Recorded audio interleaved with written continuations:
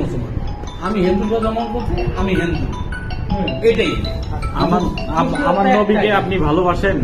100% দাদা, নবীকে বিশ্বাস করেন? অবশ্যই। আমার নবী, আমাদের নবী নাম কি? শেষ নবীর তো হযরত মুহাম্মদ সাল্লাল্লাহু আলাইহি সাল্লাম, এরপরে নামে তোমার দাজ্জাল, তারপরে নামবে আরটা ইয়া কি কয় হাতের মধ্যে, তখন তোমার দুনিয়া ধ্বংস হইবে। কিন্তু হিন্দুর ঘর কার পূজা করছেন? পূজার তোমার ওই পুজো করে দাও। মুসলিমরা তোমার কথা করছেন, তোমার ইসলাম তোমার ওই হযরত মুহাম্মদ সাল্লাল্লাহু দাও, খ্রিস্টানরা করে ওটা দাও। ইহুদি ঘরে দেখা নাই। ইহুদি ঘর খাচ্ছে খ্রিস্টান না ইসরায়েল।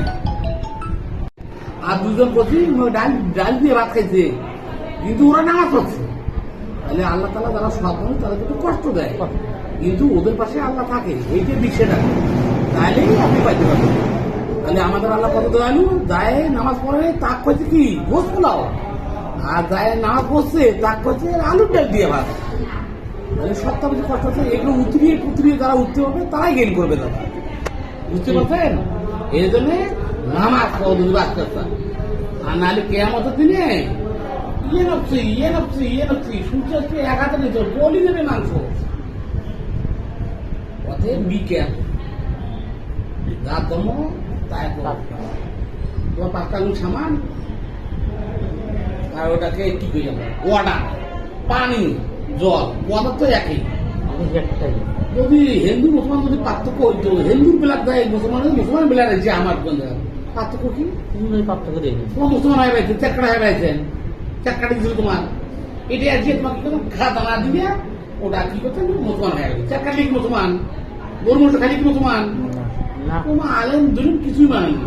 মুসলমান মানে তোমার কলঙ্ক। মুসলমান বিশ্বাস করে না, নামাজ তো পড়ে না, খালি হিন্দু দিকে মালায়াম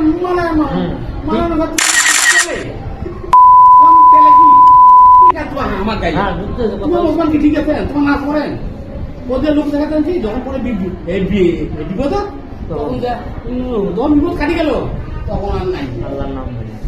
আর ওই যে আল্লাহর ঘর থেকে বেড়ে এমন চেনিলে অন্য নাই বেড়ে দেয়, এটা কয় হুজুর। তোমার অধপতন না কারো অধপতন হবে মুসলমানের সাবধান হয়ে যাও, হিন্দু হয়ে এখন নাওয়া শুরু হয়ে যায়, তাহলে বাঁচবেন তোমার শেষ রক্ষা। আর নাহলে জিউ কইলেবে বুক ধর্ম করবে, কোন আতা করবে, কোনো কিছু ভালো লাগবে না। হুড় পড়ি দেখেন, একবার গিয়ে ভেসতে দেওয়া দেখেন কত হুড় পড়ি।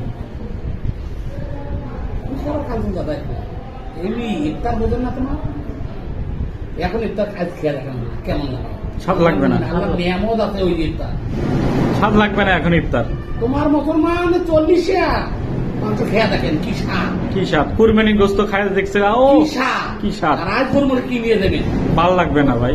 তাহলে আল্লাহ আছে এখন, এটা বিশ্বাস করতে হবে এখন। সেই আল্লাহ বড় বিশ্ব দেখো এখন আছে। এই জন্য ভাই তোমার মুসলমানে আজকে এই পদপদে ভাই আমরা এখন আছি কোয়ালিটি ডায়াবেটিক সেন্টারে। উনি ভালো একটা বক্তব্য দিলেন। উনি আপনারা আসবেন, সবাই আসবেন কোয়ালিটি ডায়াবেটিক সেন্টারে। ভাইয়ের নাম কি? দীপক পাল। ভাইয়ের নাম হচ্ছে দীপক পাল।